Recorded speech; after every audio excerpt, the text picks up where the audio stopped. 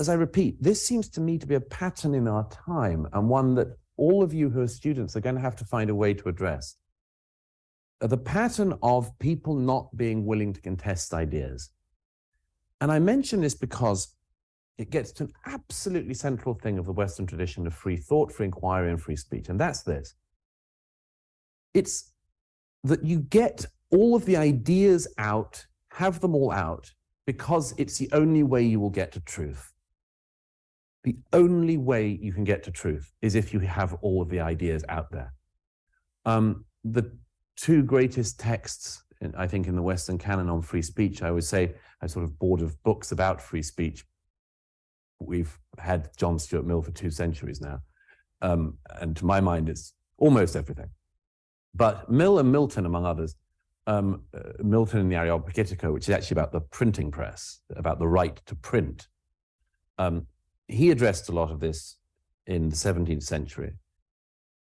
John Stuart Mill in the 19th century addresses the same issues in his wonderful On Liberty, which if any students who are interested in this and haven't read, I much urge you to read, just because apart from anything else, Mill's prose is just beautiful. But Mill lands on what has been, until I think the current age, pretty much agreed upon as the system of free thought, free speech in the West, which is that you have to hear contrary opinions to the ones you hold, and you have to have them out and debate them and much more, for several reasons, but they boil down to these two things. The first is that issue that it's the only way to get to truth, because the other person who has an opinion you might not want to hear might be correct. And it is for your own interest the best thing possible that you hear that as soon as possible. And if they're not correct in full, they may be correct in part. But the second defense of Mill's of free speech, in a way, is even more important, which is he says that the person who is wrong must be heard, and that the most harm it can do you is that you will know your own argument better. It's a brilliant piece of prose in which he explains this. He explains how you'll need to test your own knowledge against erroneous opinions every now and then, and you might need them to come along, and that can include horrible opinions, and almost certainly will. The point that is often made on this is, people say, well, there must be some limits, and of course there are some limits on free speech in every established democracy, and pretty much it's been agreed, again until the current era, that the limit is incitement. The incitement is the point at which speech becomes violence. But up until that point, everything is allowed. When I was at Oxford, I remember there was, and I was the age of some of you present, there was a pseudo-historian of his day called David Irving, who was a famous Holocaust denier. And he was invited to speak at the Oxford Union. And I remember as a student, with my fellow students, rowing endlessly about this. I took the position that he shouldn't be allowed to speak.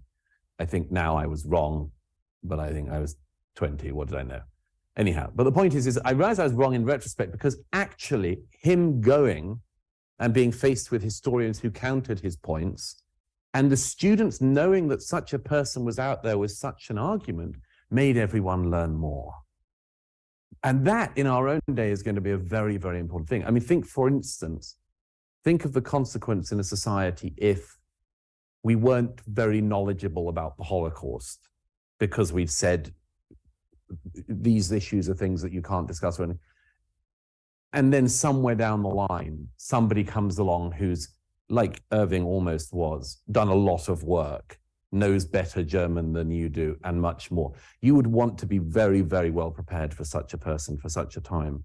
And I fear that in so many areas of our lives at the moment, we have made ourselves exceptionally vulnerable to bad ideas, partly because we have stripped away this tradition of doing things, partly because we've stripped away the manner in which we used to debate and discuss ideas and have them out, and partly because there is this great oddity, and I'll finish on this thought, asking Marion to join me, but there's this great oddity in our time that we have to, in a society, in a civilized democracy, you have to have some things you agree on.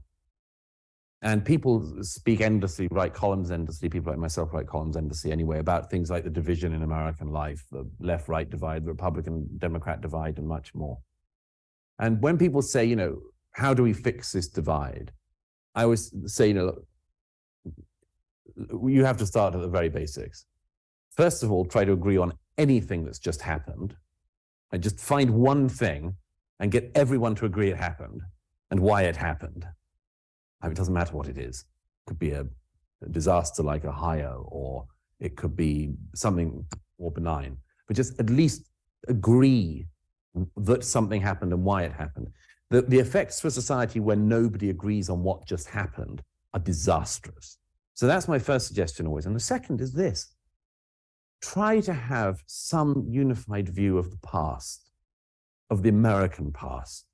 I'm so struck in my own lifetime that a story of the American past that used to be passed on from generation to generation hasn't just been revised. All generations revise and revisit, and that's as it should be.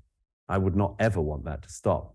But that a version of the American past has actually been and is in the process of being erased.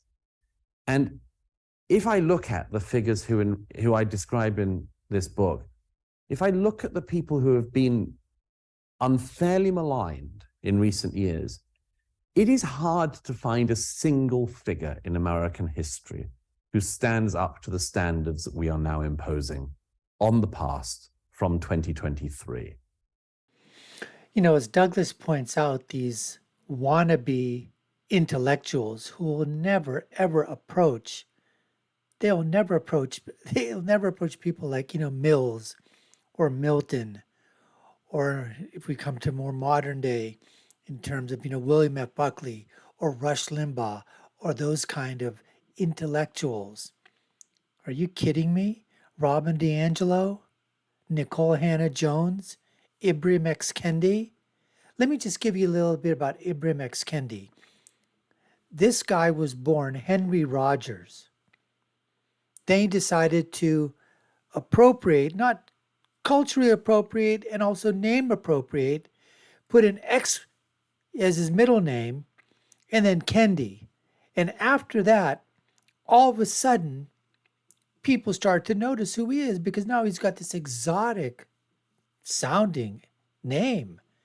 And then he writes his book, How to Be an Anti-Racist. And all of a sudden, everybody is starting to, he becomes an intellectual to tell you how to become a racist. That's a premise. That's what happens, folks. And the other thing that he's talking about is that, yes, we've got to get that truth. That has to come out into the open. Even if that means we have to listen to lies. We have to listen to the bending of the truth.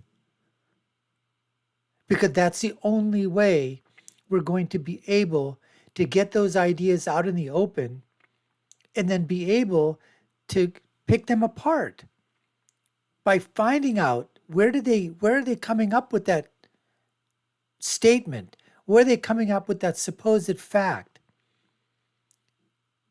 Can we find the source for it? Is there a source, or is this just conjecture, or is this being made up?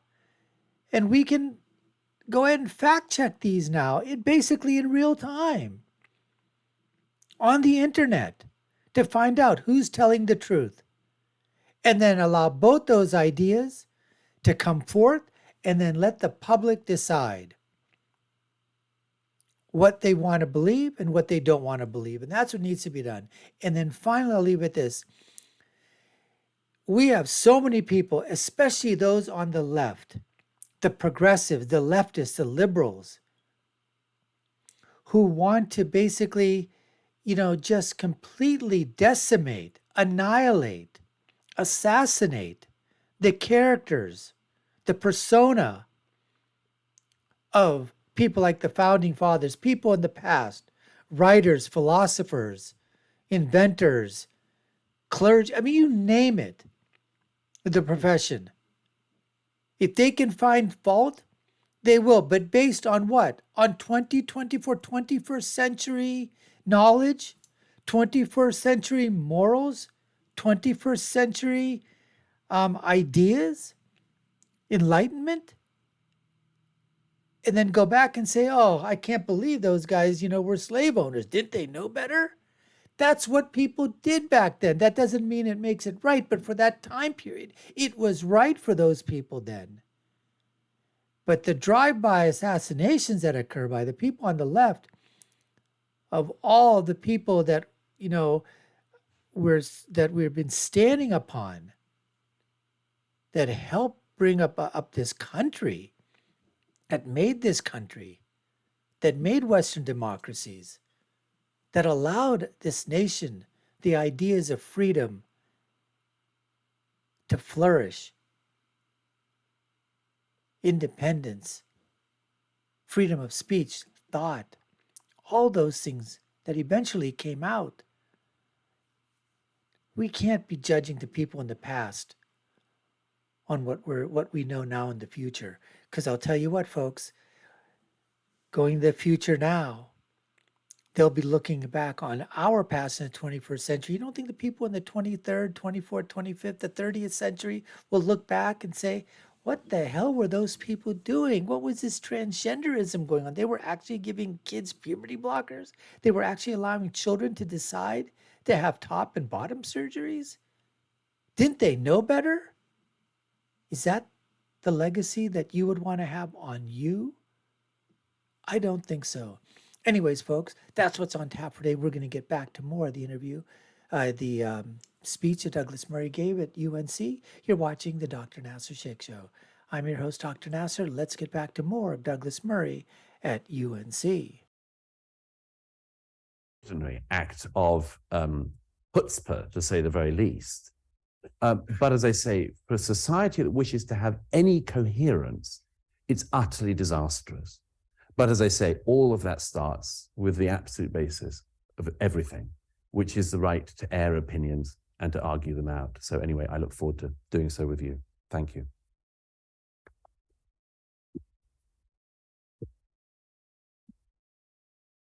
Maybe we should sit here, yeah? Yeah, sure.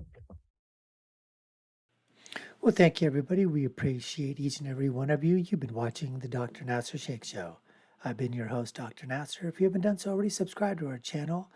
Take a look at our video links above and below. You all know what to do. Like, share, and follow us.